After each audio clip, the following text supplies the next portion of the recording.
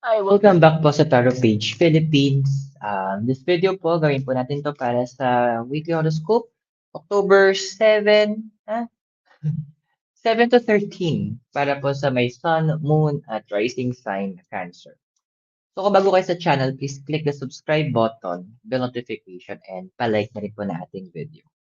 At kung hindi nyo po alam kung ano po yung sun, moon, at rising sign nyo, which is important po, sa dulo po ng video natin, meron po tayong link para dito.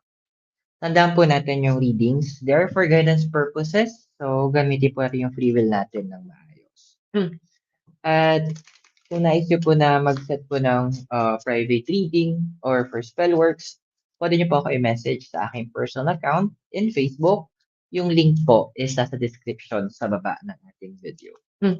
At okay, so sa mga gusto naman din po na supportan po lumago ang ating channel, pwede niyo pong i-click yung join button or yung heart, yung thanks button. Or pwede kayo mag-send ng donation via Gcash or Maya. Number is in the bottom of the screen. Cancer. Kamusta ka ba? Ayan. Okay. Okay, so we have here Temperance and Serendipity. So si Temperance kasi, connected to kay Zodiac sign na Sagittarius. So Sagittarius is also known as yung house of ano siya, philosophy and higher education and also movements. Ngayon, si Serendipity, sabi nga, ano, something magical yan eh. Something, yung, ewan ko alam niyo yung pag yung movie na Serendipity. Oh, nakita ko ilang beses, parang it's meant to be. Pero hindi. Siguro yun yung gusto sabihin ng universe sa edad. Ngayon, Cancer. O yung deep inside. Ikaw, na tumatakbo sa utak ko yung kanta nung ano, yung akala ko ikaw ay akin, totoo sa aking paningin. Pero ikaw ay yakapin, nagalaho sa dilim. So yun yung parang naiisip, yung dumatatak sa akin na kanta, nakikita ko ngayon dito sa cards mo, na yung, ano ba't puro relasyon tayo ngayon? Yung tipo, umaasa ka na sana maibalik sa dati, sana maging okay sana ulit yung mga bagay-bagay, na sana andun yung point na things will go back the way it was.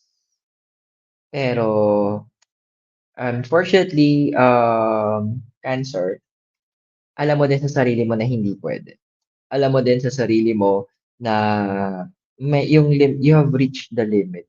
You have reached the end of the line. Na alam mo din na hindi na pwede talaga. Alam mo sa sarili mo na yung bagay na yon was just a lesson for you to learn. Na yung taong 'to, dumaan lang para magbigay ng lesson sa'yo. Na dumaan lang para magkaroon ka ng idea na, "Ay, ito pala dapat yung ginagawa. Ay, ito pala dapat yung, um, nangyayari sa'kin." At dito mo rin actually this is actually a learning time for you, na, "Ay, bakit ba nilayuan ako ng taong 'to? Or bakit ba nag-iba yung pakikitungo? What went wrong?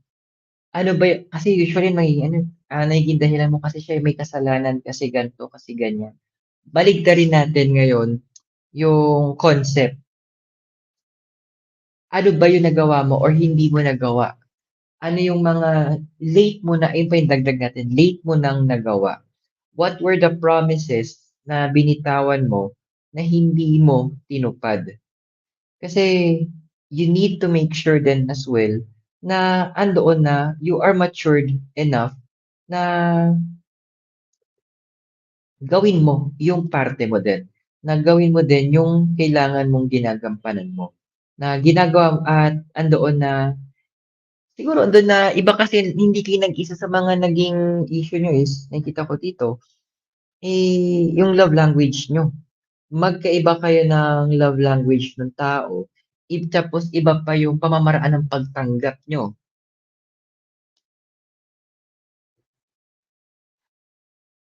sometimes it's really hard na one of the hardest things is gawin natin cancer, eh, pakawalan yung mga tao na naging parte ng buhay natin, eh, na naging favorite na natin. Pero alam natin at the end, meron 'tong expiration, na meron 'tong ending. And unfortunately, masyado mong ginawang favorite yung tao na it's time na sinasabi na ng universe, time to move forward na. Na masyado mong na-center yung sarili mo doon sa connection.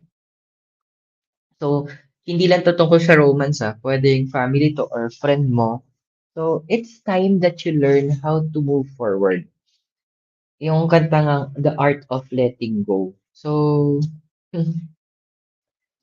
it's a hard process pero kailangan kasi hindi magiging hindi ka maggo-grow as an individual kung hindi mo rin 'to gagawin.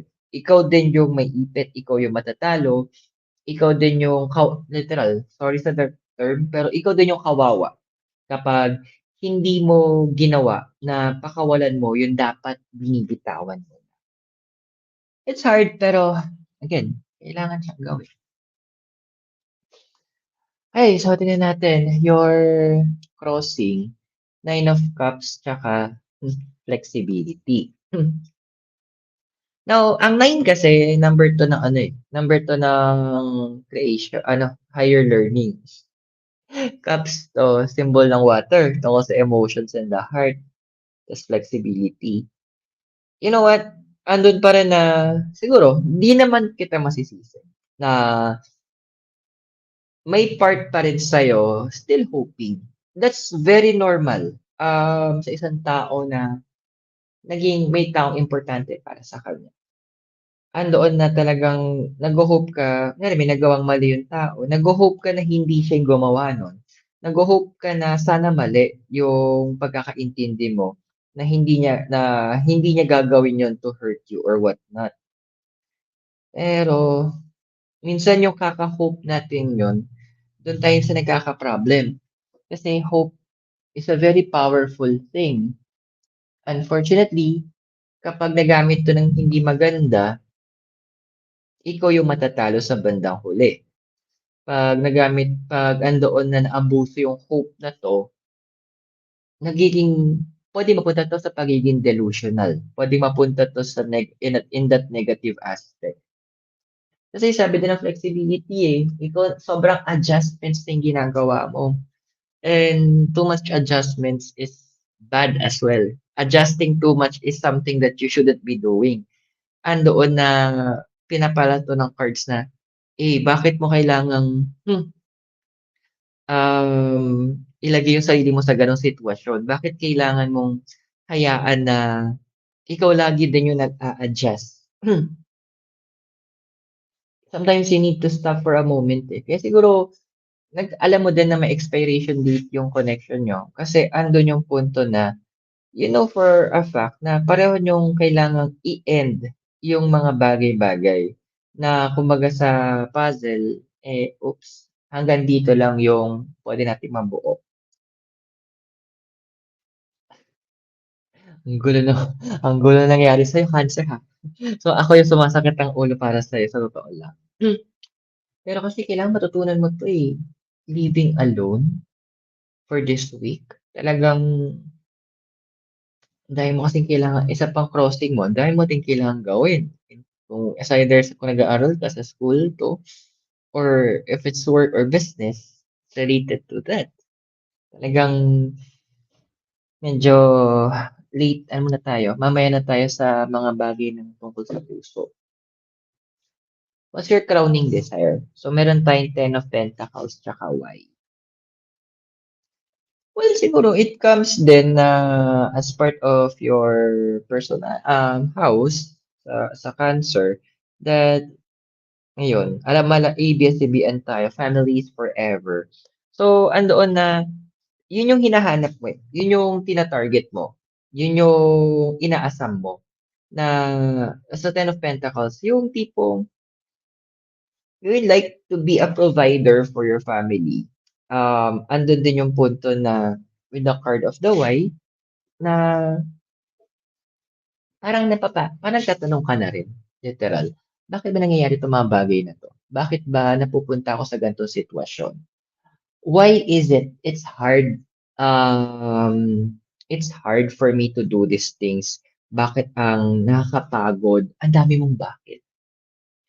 Siguro yun yung mga bagay na gusto mong masagot, eh. Pero china-challenge ka kasi ng cards, so with the Ten of Pentacles na imbes na tinatanong mo, "Bakit nangyayari sa'yo 'to?" Bakit hindi mo tanungin, balik naman yung tanong mo, "Ano yung kailangan kong matutunan? Ano yung kailangan kong maintindihan?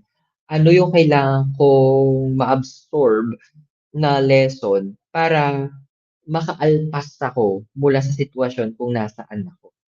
Yun yung kailangan mong tinatanong, sabi ng cards. Pero alam mo yung simpleng ano, eh, stability din yung hinahanap mo. Siguro kasi may mga trust issues ka na. So, yung stability na paano ko ba ipu-put into words? Kasi meron ka ding part na may kasalanan ka rin dito, eh, base ito sa cards na ikaw din meron kang mga ginawang bagay na medyo questionable na alam mo sa sarili mo na kapag ginawa din sa'yo yun, eh, yung tiwala mo is masisira.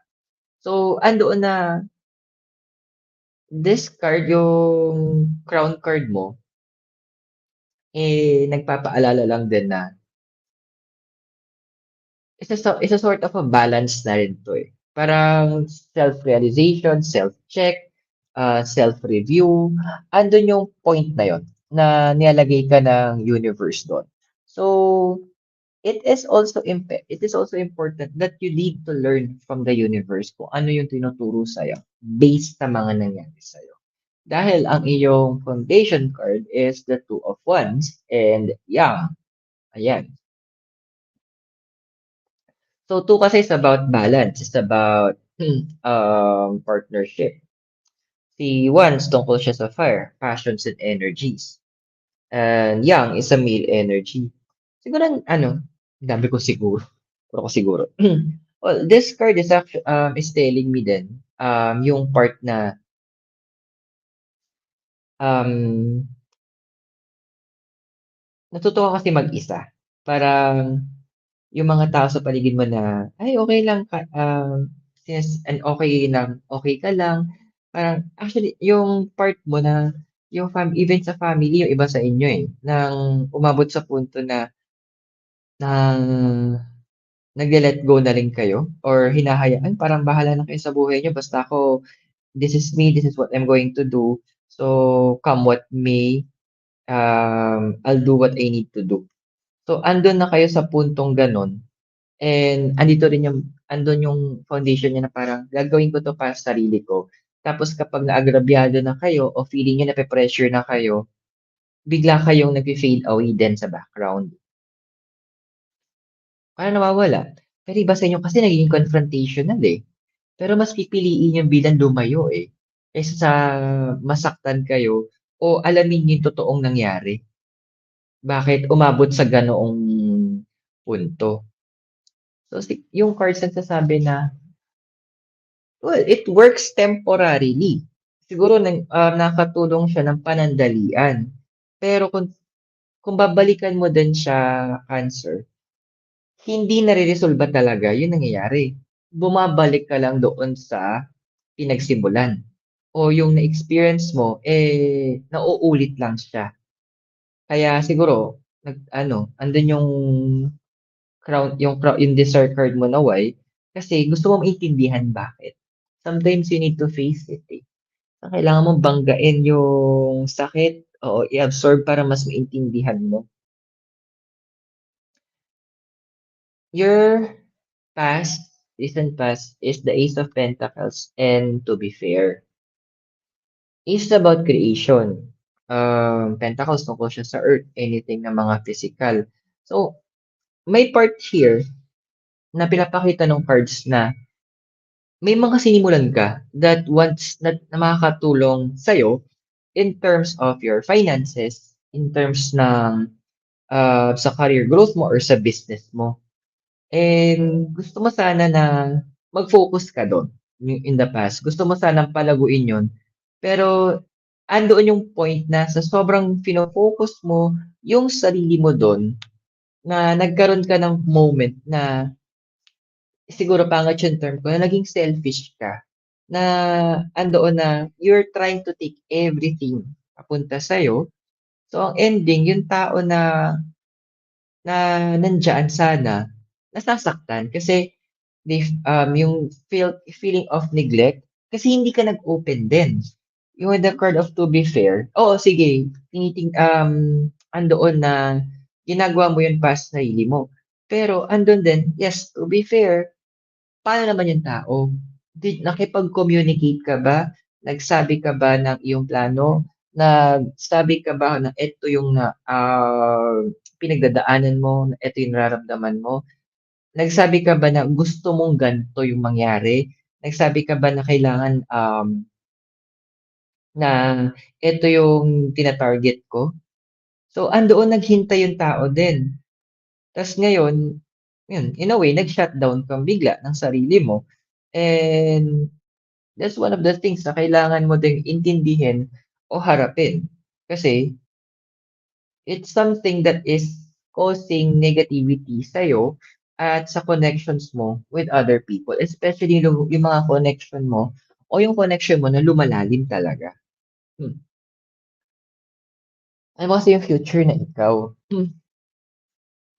Six of Pentacles, tsaka Observer. So, six kasi is about harmony eh. And Pentacles tungkol siya sa Earth, anything na physical. Tas Observer, literal observer. Siguro andun yung, hindi nga, natin siguro. Pinapata ng universe dito na time naman na medyo maging hmm, silent muna tayo. Time naman ng intindihin natin. Let's watch ourselves from the distance. Kasi ang nakikita ko pa dito, nag-iisip ka ng parang paano ka makapagbakasyon. Iba sa inyo. Kasi gusto nyo i-take sana yung time na yun, opportunity na magbabaka sakali na with a vacation, magkaroon kayo ng enlightenment, magkaroon kayo ng ma-review niyo yung sarili niyo na makita niyo yung mga errors niyo or siguro andun na rin na madagdag natin yung magbawas ng stress, magbawas ng mga alalahanin, magtanggal ng mga bagay na sa emotional excess baggage. Dami mong kailangang i-heal, kapatid. Um, and in healing is also painful ha. Kasi kumbaga, nasubukan mo na 'di ba yung sa sugat na 'pag puro Band-Aid, kailangan siyang 'pag ginamot, grabe siyang gamutin. Feeling mo na lang din para 'tong parang ngipin lang din. Kapag masakit at kailangang bunutin, masakit siya pero mas para gumaling kailangan siyang tanggalin, and that process is very, very, very painful, yung extraction, pero kailangan. So, andito yung point na nagpapaalala yung universe sa'yo na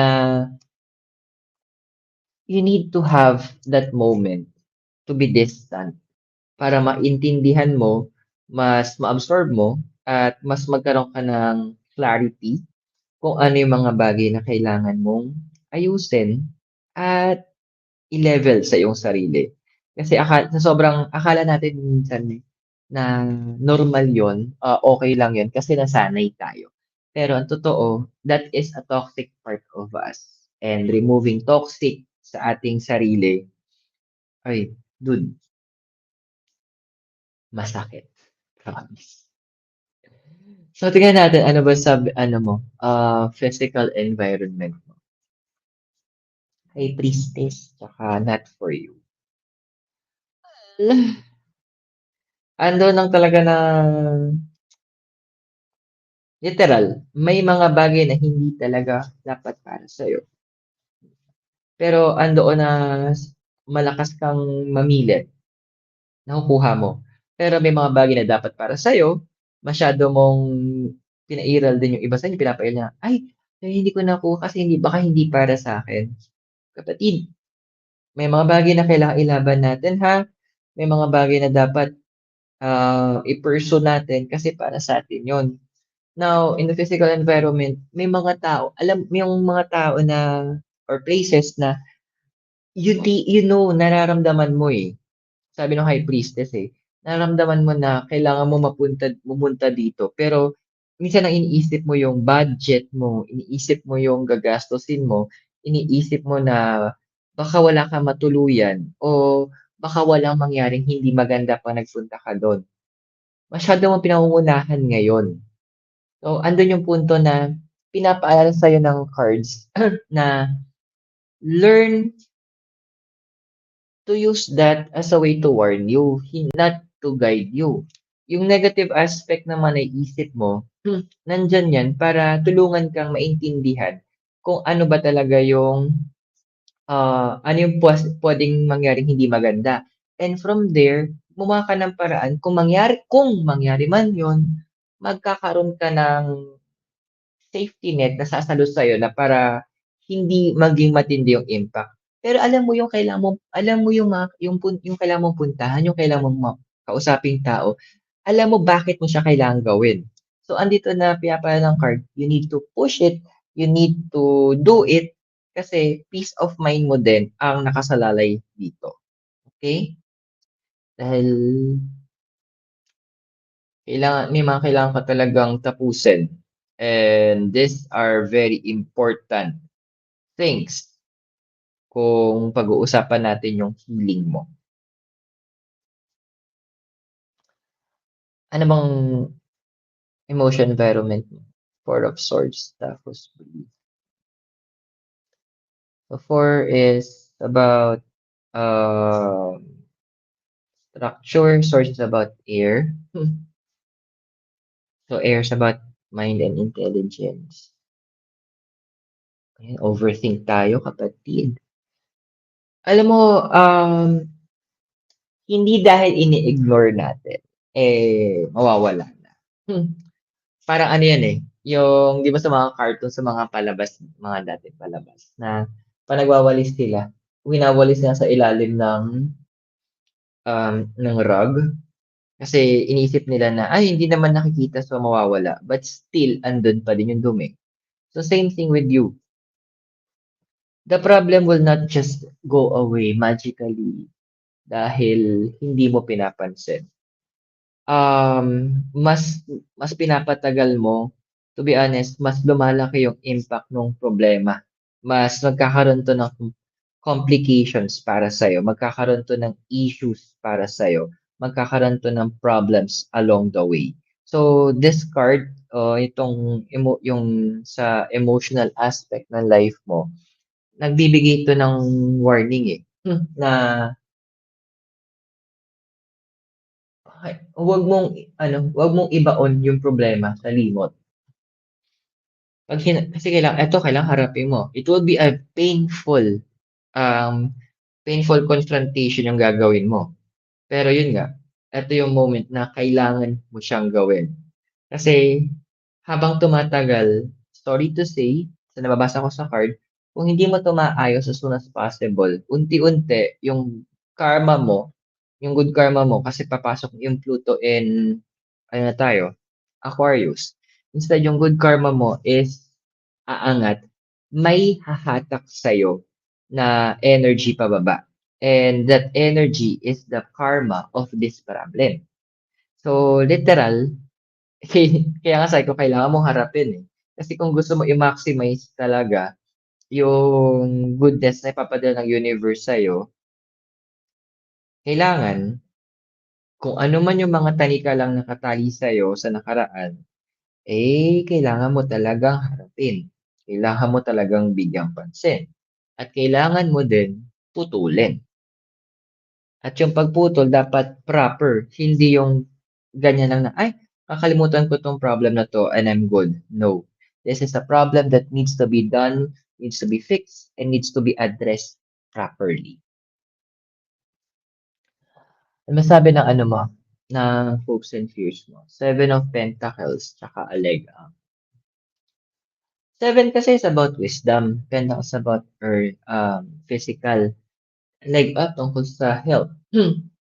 Alam mo, Cancer, siguro one of the things that you really need a help on is literal money management din talaga. Kasi siguro as a house of yung house of family ka, andoon ano na masyado mong ini-involve yung sarili mo sa buhay ng family mo. Yeah, totoo naman na family natin sila. But how about yung family in you?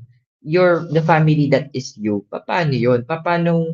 Kailan mo bibigyan ng proper attention? Kailan mo bibigyan ng proper um, guidance?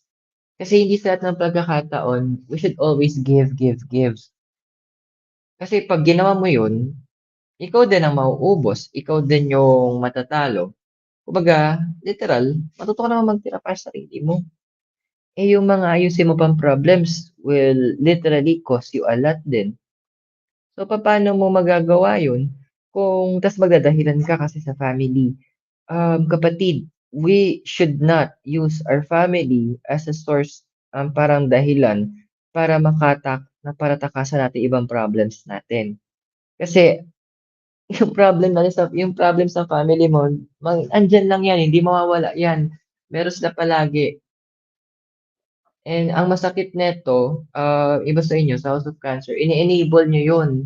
Hinahayaan nyo sila umasa masyado sa inyo. So ending, sinong talo? Ikaw. Kasi,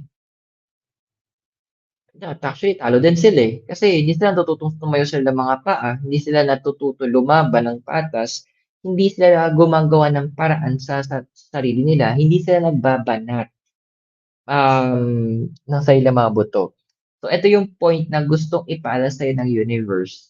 Na yes, you're hoping to be a giver to them. Pero, ang tanong, are they also hoping to be a giver sa'yo?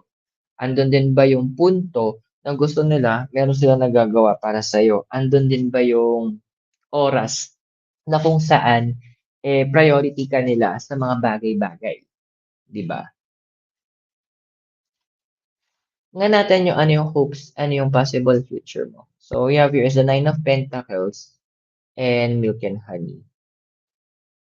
Alam mo, sorry to say yung iba sa inyo sa House of Cancer, may possible na magkaroon din kayo ng financial issues along the way dahil dito, sa sobrang pagtulong niyo. So, nine kasi is about education learning sacrifice. So, ito yung point na kailangan nyo ibalik or bigyan nyo ng pagkakataon yung sarili nyo maintindihan that no is an important word na kailangan matuto tayong tumanggi, matuto tayong minsan magsara ng pintuan din natin. Hindi dahil sa ayaw natin tumulong, ngunit andon na hindi tayo pwedeng tumulong. Wala tayo sa kapasidad gumawa ng paraan para makatulong. So, andito yung punto din na nagpapala yung card sa'yo na pwede mo to i-prevent by being alone for the moment. Kumbaga, ito na yung moment ng isolation mo. Ito na yung moment na medyo kailangan unti-unti mag-fade muna tayo sa background para mag-focus tayo in making sure na magkakaroon din kayo ng enough funds para sa sarili nyo. Kasi yung sana hindi mangyari sa inyo. Pero yun yung isang bagay kaya hindi ba may kanta rin, too much love can kill you. Totoo, too much giving also can kill us. Kasi hindi naman lahat ng oras kailangan tumulong tayo. And let's get a message for di bang galing, from the gods and goddesses. So we have here is Pluto. Completion, secrecy, and the wish to transform. So Pluto is connected to Scorpio, ruling planet to ng Scorpio. And Scorpio is tungkol siya sa death and rebirth. Literal. Yun yung message sa'yo ng goddesses in through Pluto. Literal, kailangan mo magbago.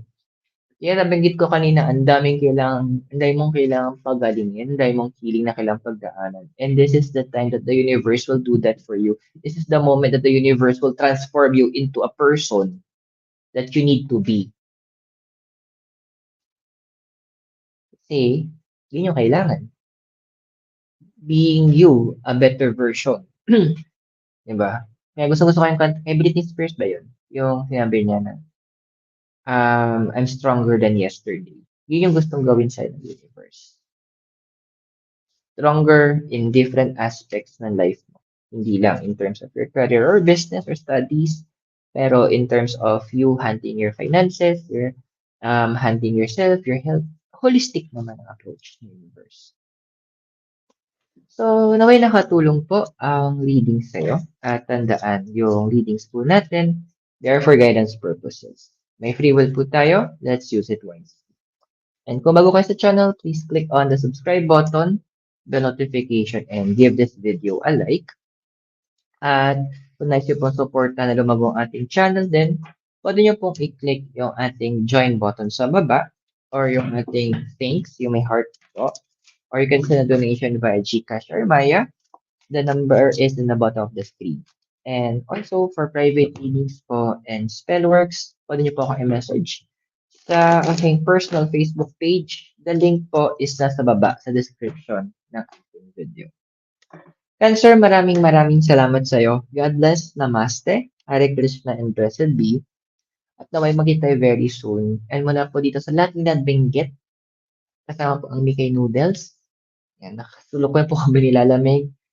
Keep safe and hope makita po tayo very soon. Goodbye sa ngayon.